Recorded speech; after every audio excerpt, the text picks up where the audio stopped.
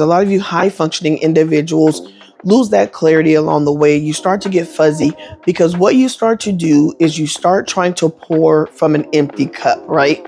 So you tend to give and give and give, and you're not getting back. That happens a lot of time when you're higher functioning because there's a lot of dependency on you and what you have to give and what you have to offer. But you also have to understand that there are times where you need to stop and fill your own cup, because most of the time, if you're high functioning, it is very little people that can help fill your cup, right?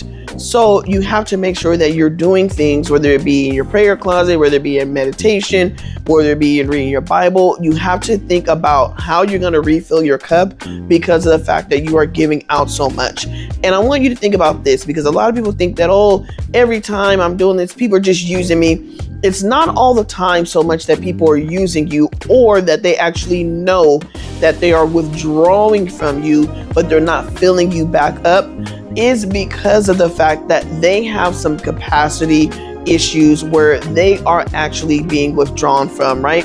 So if they're being withdrawn from and they see that you have that light, that your cup is full and that you have it to give, then what are they going to do? They're going to be drawn to you even more, because of the fact that they are empty themselves, and because of the fact that you have such higher functioning than possibly they do. I'm not saying that you're better than them or anything like that, so let's not go there.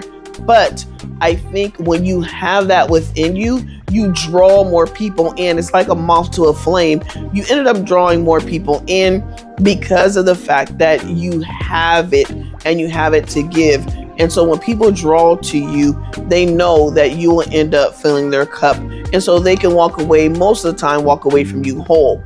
But what does that do for you? A lot of the times it could leave you empty and dehydrated because your cup is not filled. So I want to make sure that you are filling your cup to the fullest so that you can give and then replenish, give and replenish, because life is about giving, loving, caring, and grace. Okay? Have a great day.